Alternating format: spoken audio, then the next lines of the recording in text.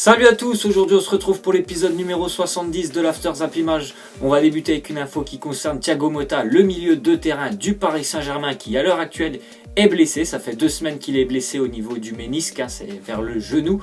Donc il y avait potentiellement une opération pour lui. Donc on apprend que normalement il va pouvoir éviter cette opération. Donc c'est une bonne nouvelle pour le Paris Saint-Germain parce que bon, s'il y avait eu opération, il y aurait peut-être une petite période de rééducation pour lui et une absence un peu plus longue des terrains. Donc normalement il va pouvoir éviter, revenir assez rapidement sur les terrains. À l'heure actuelle il est quand même encore blessé. Il va encore travailler pour essayer de revenir en pleine forme dans quelques semaines. Mais c'est quand même une bonne nouvelle pour le Paris Saint-Germain qui a déjà pas un effectif très garni au milieu de terrain. Donc c'est très bien de le voir revenir dans quelques semaines. Thiago Motta. On continue avec une déclaration de Leonardo, l'ancien directeur sportif du Paris Saint-Germain sur Mbappé. Il nous dit qu'il peut devenir le Ballon d'Or. C'est évident, mais il y a un chemin à faire. C'est vrai que bon, vu le potentiel qu'il a Mbappé à l'heure actuelle, on sait tous qu'il y a bien un moment où voilà, il sera prétendant au Ballon d'Or. Bien sûr, à l'heure actuelle, c'est très tôt pour en parler, mais il a quand même déjà le talent. On voit qu'il est capable de faire des choses extrêmement intéressantes malgré son jeune âge. Donc on attend une grosse confirmation pour lui cette année après l'excellente saison de Monaco l'année dernière. Mais voilà, il a quand même un potentiel de futur Ballon d'Or à l'heure actuelle. Bien sûr, tout est à confirmer encore pour Mbappé. Ensuite, on voit une déclaration d'Hugo Lloris. Il nous dit « J'avais 5 ans et j'aimais bien plonger dans les pieds des adversaires pour le risque. À 10 ans, j'ai choisi le foot. » Donc voilà, on apprend comment Hugo Lloris a décidé en fait de devenir gardien. Voilà, il aimait bien plonger, il aimait bien un petit peu le risque dans le métier, dans le football. C'est vrai qu'il y a des choix surprenants. Moi, j'ai jamais trop compris comment on voulait devenir gardien au foot parce que bon, je trouve que c'est assez ennuyant d'être gardien, surtout bon, quand je vois le dimanche les gardiens qui peuvent s'ennuyer, qui ont aucune frappe pendant un match. C'est vrai qu'en professionnel tu peux pas t'ennuyer, mais j'ai jamais trop compris comment on pouvait avoir envie de devenir gardien. Bon voilà, Hugo Lloris il nous donne un petit élément de réponse. Voilà, il aimait bien le risque, aller se frotter aux attaquants adverses.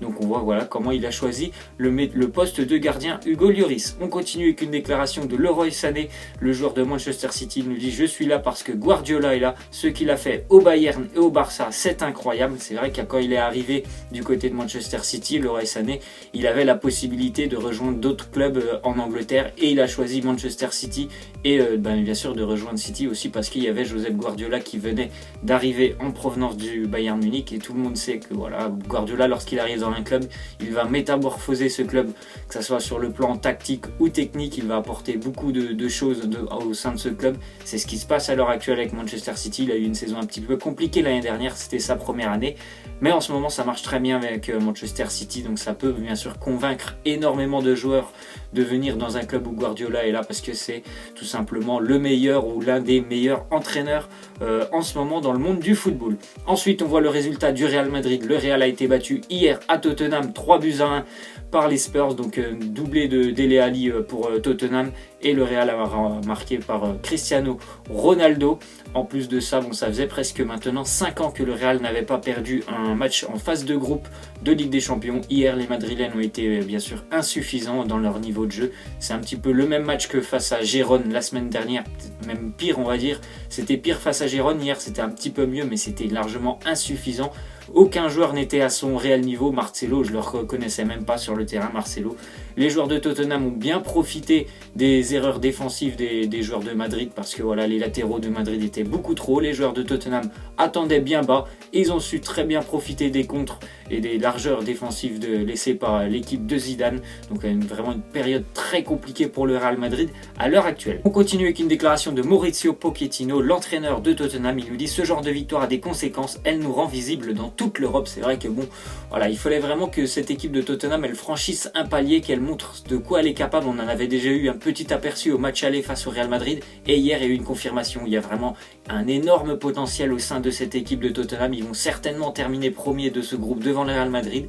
C'est quand même pas anodin et ils ont sorti un très gros match. Je pense qu'ils ont été intéressants dans toutes les lignes et aussi tactiquement ils ont été très intéressants pour contrecarrer totalement les plans de Zinedine Zidane. C'est vraiment une équipe qui a beaucoup de potentiel et qui est là aussi, il y a un entraîneur très talentueux du côté de Tottenham.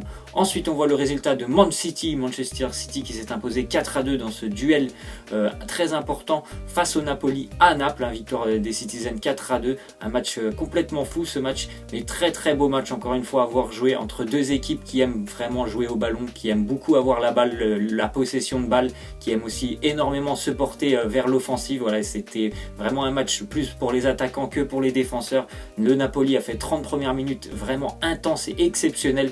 Et après voilà, il y a eu la blessure de Goulam et ça a complètement modifié la stabilité de l'arrière-garde napolitaine. Ils ont dû faire rentrer l'ancien Christian Maggio, ça a été beaucoup plus compliqué pour lui face à la vitesse notamment de Sané ou de Sterling. Et en plus de ça, bon, Manchester City a quand même réussi à marquer 2 buts en contre lorsqu'il y avait 2-2 alors que le Napoli poussait pour marquer ce 3e but. Mais c'était vraiment un match magnifique à regarder. D'ailleurs, on voit une petite statistique, le Napoli et Manchester City, ce sont les deux équipes en Europe qui font le plus de passes lors de leur match, 750 pour les deux, c'est presque 100 de plus que le Paris Saint-Germain et encore un peu plus, 130 de plus que le FC Barcelone. Donc c'est quand même des statistiques assez incroyables. Et quand je vous disais que ces deux équipes franchement qui aiment le football offensif, ben ça se voit grâce à ces statistiques. On continue avec les qualifiés à l'heure actuelle en Ligue des Champions. On voit le Paris Saint-Germain, le Bayern, Manchester City et Tottenham. Les clubs anglais sont très bien partis dans cette Ligue des Champions. À mon avis, ils vont tous passer les clubs anglais. Ça fera certainement un 5 sur 5. On voit un autre club anglais, c'est la victoire de Liverpool 3-0 face à Maribor. Les joueurs de Liverpool ont eu un petit peu plus de difficultés parce que l'équipe avait changé du côté de Maribor. Ils s'étaient vraiment regroupés défensivement, mais ils ont quand même su percer cette défense des Slovènes. Victoire 3-0 assez simple pour Liverpool qui a largement dominé ce match, même si en première mi-temps ils ont eu du mal à mettre le premier but. On continue donc avec Cristiano Ronaldo qui ne veut pas prolonger son contrat avec le Real Madrid. Il l'a dit hier après la défaite face à Tottenham. Il a un contrat qui court jusqu'en 2021. Il a dit pour le moment je ne veux rien changer à l'heure actuelle, je suis très bien comme ça, je ne vais pas prolonger mon contrat. Et en plus il a eu des déclarations un petit peu choc, voilà. Il est très déçu en ce moment du niveau de jeu de son équipe et voilà que le Real aussi n'a pas recruté énormément de joueurs cet été et des joueurs pour remplacer les joueurs qui sont partis l'année dernière comme Alvaro Morata par exemple. Il a un petit peu pris en grippe sa direction Cristiano Ronaldo. Ensuite on voit le résultat du Borussia Dortmund. Le Borussia a été tenu en échec par l'Apoel Nicosie, un but partout. Les deux clubs sont 3e et 4e avec 2 points. Ils évoluent, je vous le rappelle, dans le groupe du Real Madrid. Donc le Borussia Dortmund, c'est 2 points en 4 journées, c'est vraiment un bilan vraiment négatif pour eux. S'ils avaient pu prendre 6 points face à Nicosie, ils seraient en course encore une fois avec le Real Madrid. Mais voilà, un début de saison en Ligue des Champions très compliqué pour le Borussia hier. Et le Nicosie a tiré 4 fois au but. Ils ont cadré une frappe, ils ont marqué un but. Les joueurs de Nicosie, c'est quand même assez incroyable que le Borussia n'arrive pas à battre l'Apoel Nicosie. Il faudra encore batailler pour eux pour essayer au moins de rechercher cette 3e place qualificative en Europa League. On continue avec le Bayern Munich qui aimerait s'offrir Edin Dzeko. Je vous en avais parlé hier que le Bayern et surtout Robert Lewandowski aimeraient trouver un remplaçant pour l'aider un petit peu parce que lui qui joue tous les matchs.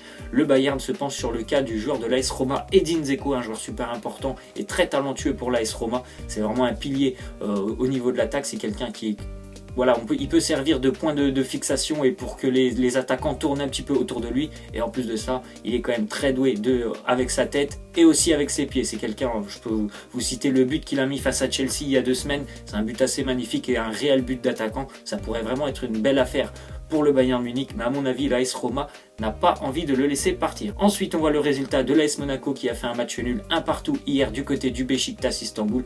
Les Monégasques sont bien sûr très mal engagés pour cette qualification en Ligue des Champions. Ils sont toujours bons derniers dans leur groupe. Il y a encore un espoir de qualification. Hier on a vu vraiment une réaction en Ligue des Champions pour l'ASM. Un match avec beaucoup d'intensité, contrairement aux 3 premiers où ils étaient à la rue. Il y a eu beaucoup d'intensité et de très bonnes choses sur le niveau tactique et technique de l'AS Monaco. Mais voilà, ça n'a pas suffi. Ils ont pris seulement 1 point du côté du Beşiktaş. Il faudra absolument s'imposer face au Red Bull Leipzig lors de la prochaine journée pour l'ASM pour espérer encore une fois une qualification ou au moins rejoindre la Ligue Europa. On continue avec une statistique concernant les ventes des maillots de l'Olympique Lyonnais. On voit les joueurs qui vendent le plus de maillots à Lyon: Fekir, Depay, Traoré, Mariano Diaz et peut-être le futur talent lyonnais. À l'heure actuelle, c'est un très bon joueur. Houssem Aouar. On verra tout ça dans les prochaines semaines.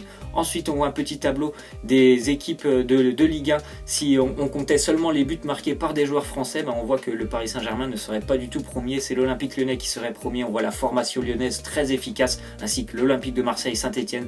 C'est des clubs où il y a de très très bons centres de formation, où il y a beaucoup de jeunes qui sortent et qui sont capables de s'imposer aussi dans les équipes premières. Donc on voit que les formations des équipes françaises, ça marche plutôt pas mal. Ensuite, on voit que l'Olympique Lyonnais joue ce soir son avenir, on va dire, en Europa League. C'est un match important pour les Lyonnais face à Everton après le succès acquis il y a 2 semaines à Goodison Park. Les Lyonnais vont recevoir Everton à 19h au Groupama Stadium. Victoire importante pour l'Olympique Lyonnais. Il faut faire un bon résultat. S'il y a un bon résultat pour l'Olympique Lyonnais, ça sera certainement une qualification ce soir, parce que voilà, ils sont très très bien partis quand même, les Lyonnais, dans ce groupe. On continue et on va terminer donc avec la question de fin. Je vais vous demander le pronostic de ce Lazio-Nice, la Lazio qui va recevoir l'OGC Nice après sa victoire 3-1 au match aller il y a 2 semaines. Pour moi, je vois encore une fois l'OGC Nice être battu sur le terrain de la Lazio-Drome, et je vais vous dire le même score qu'il y a 2 semaines. Ça sera un 3-1 pour la Lazio. Pour moi, concernant l'autre équipe française engagée en Europa League, ça sera l'Olympique de Marseille qui se déplace ce soir au Portugal face à Guimarães. Voilà, c'est la fin de cet After Zap Image. J'espère que ça vous aura plu. N'hésitez pas à lâcher des likes, à vous abonner. Moi, je vous laisse et je vous dis à la prochaine. Ciao!